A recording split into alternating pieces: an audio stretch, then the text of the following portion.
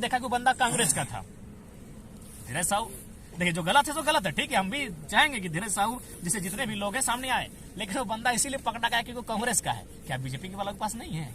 उससे 2 गुना 3 गुना 4 गुना है, लेकिन चूंकि सरकार में बैठे हैं और यही हमारी देश के माहौल बना है, लाइव चलाकर पूरे जनता को दिखाने लगते हैं कि क्या हो रहा है। जनता के लिए नया रूल रेगुलेशन बनाएंगे, हम लोग उन व्यवस्थाओं को बदलेंगे जिन व्यवस्थाओं में अब तक हम लोग बंधे हैं। हम लोग जनता के हैं, जनता के लिए हैं, और हम लोग उसके लिए किसी भी नए नियम कानून को स्थापित करने के लिए बाध्य करेंगे बाकी लोगों को।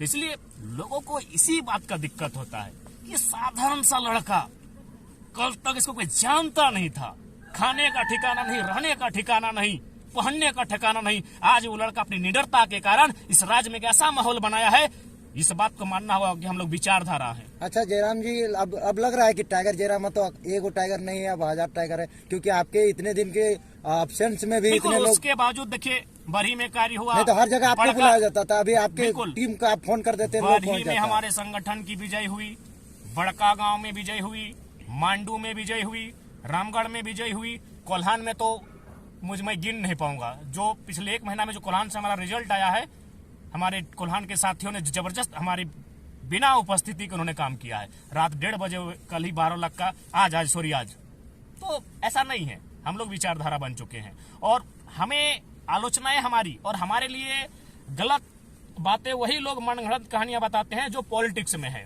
आप किसी गांव में जाइए, खेतों में खटने वाले किसान से पूछिए, फैक्ट्रियों में काम करने वाले मजदूर से पूछिए, जयराम महतो कौन है। अगर वो हमारे लिए नेगेटिव कहेगा, हम उस समय बैक आ जाएंगे। वो हमें नेगेटिव नहीं कहेंगे। नेगेटिव कौन कहते हैं? जो पॉलिटिक्स में है, जो प्रखंड अध्यक्ष है, जो जिला अध्यक्ष है, जो मीडिया प्रभारी है, जिसका मोबाइल रिचार्ज होता है, जिसको 2 नली गली सड़क पुलिया मिलता है, तो जाहिर सी बात है वो अपने नेता का गुणगान करेगा ही। अगर हम उसकी जगह होते तो शायद हम भी वही करते। लोग तो आपके बहुत सारे चाहते हैं, आपकी जिस तरह से बातों को रखते हैं, लोगों को हक अधिकार दिलाते हैं, दिल से चाहते हैं, लेकिन चुनाव सामने है। चुनाव में बहुत सारे ऐसे आपके जैसे नए युवा अच्छे विचार वाले लोग चुनाव में आते हैं, लेकिन उस तरह का नहीं दिखा पाते जिस तरह से लोगों को भाषणों में काम करके दिखाना, एक प्यार जो मिलता है। तो इस तरह का आप कैसे लोगों को उस भावनाओं में लाइएगा? देखिए समय लगेगा, लेकिन ऐसा नहीं कि हम लोग नहीं कर पाएंगे। पार्टी वाला कहता है कि बूथ स्तर में काम नहीं कर रहा है, लोगों को तो दिखा रहा है, बूथ मजबूत नहीं कर रहा है। जो अगर ये सवाल कर रहे हैं, जो पार्टी वाले अगर हमारी इस तरह आलोचना कर रहे हैं कि हम लोग बूथ पे काम नहीं कर रहे, तो बढ़िया बात है, रास्ता में बता रहे हैं, हम बूथ तक जाएंगे। देखिए सबसे पहली बात है कि ये सच्चाई है कि हम लोग नई पार्टी हैं, हमें समय लगा है, लेकिन इसका मतलब ये नहीं कि हमारी आइडियोलॉजी गाँव तक नहीं पहुंची।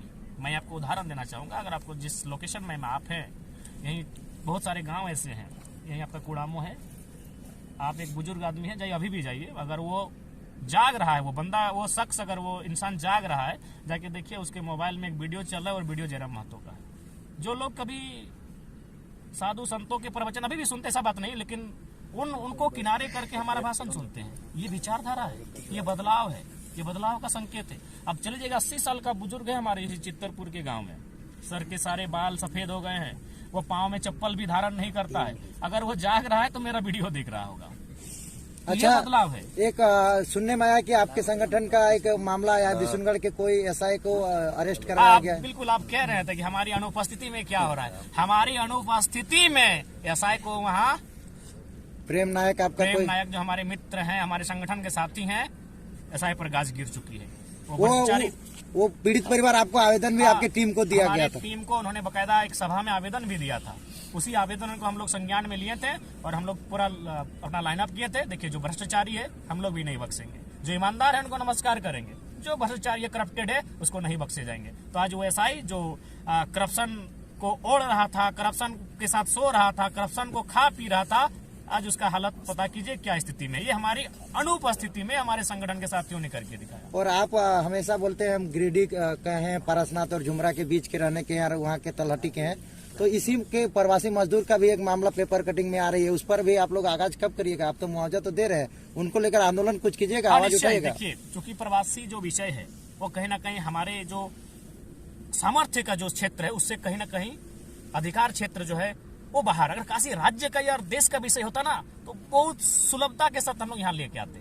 तो उसके लिए हम लोग जो प्रक्रियाएं हैं उसके माध्यम से हम लोग उनके तक पहुंचेंगे। बाकायदा उनसे हमारी वीडियो कॉल में टेलीफोनिक बात हुई और उनके दर्द के साथ, उनकी पीड़ा के साथ हमारा पूरा संगठन एक परिवार की तरह उनके साथ खड़ा है और हम लोग इस पर चाहेंगे, इस पर कोई अच्छी राजनीति ना हो, ना पक्ष ना विपक्ष ना त्रिपक्ष, सब मिलकर उनके वतन वापसी के लिए हम लोग रास्ता तैयार करें, हम लोग एक साथ रहेंगे।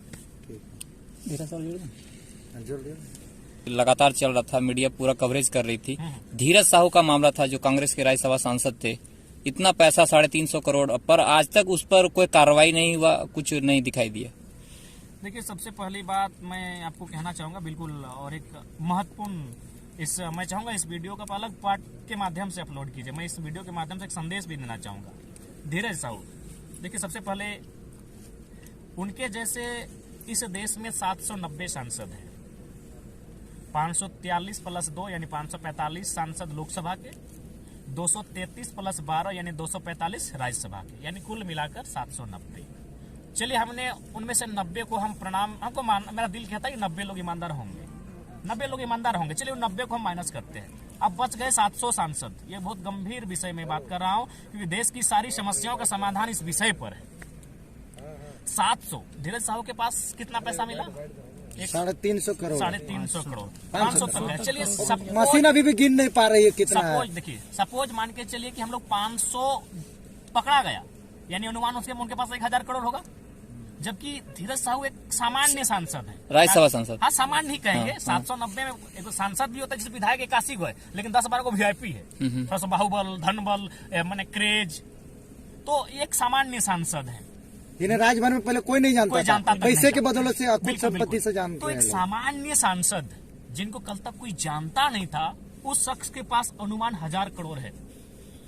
तो मान के चलते हैं कि हम सामान्य सांसद उन 700 में मान के चलते हैं कि आधे से ज्यादा को सामान्य रखते हैं, यानी 700 में 400 को हम सामान्य सांसद मानते हैं। 400 गुना 1000 करोड़ कितना हो गया? 4000 करोड़, 40,000। ठीक से एक बार काउंटिंग कर लीजिए। फिर से आप क्या बोले? 400 गुना 1000, 4 लाख। 1000 करोड़ एक बंदे के पास है, 1000, 400 के पास कितना होगा? यानी आप 4 लाख करोड़।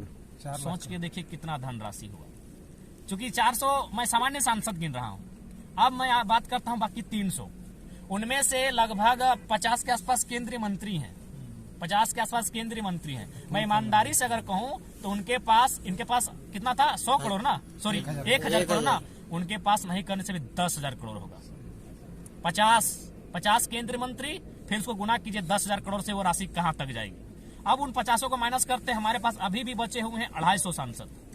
उन 250 को हम अनुमान मान शहर के बीच 5000 में लाते हैं, यानी उस 250 सांसद को फिर 5000 से गुना कीजिए, क्या परिस्थितियां होंगी, कितना धनराशि जमा है। अच्छा, एक बात बताइए, जब हम बोलते हैं कि किसी लड़का को, एक छोटा सा उदाहरण देते हैं, चाहे हम दिनेश सर को बोलेंगे सर अच्छा से रहिए ना, अच्छा से थोड़ा अच्छा दिखिए ना, इसका मतलब क्या? ये अच्छा पहनेंगे तभी ना अच्छा रहेंगे, अच्छा खाएंगे तो अच्छा कहां से आएगा? पैसा से। अच्छा पहनेंगे यानी जूता अच्छा होना चाहिए, अच्छा खाने बोलेंगे यानी भोजन अच्छा होना चाहिए, वो कहां से आएगा? पैसा से। यानी सारा चीज है आर्थिक स्थिति से।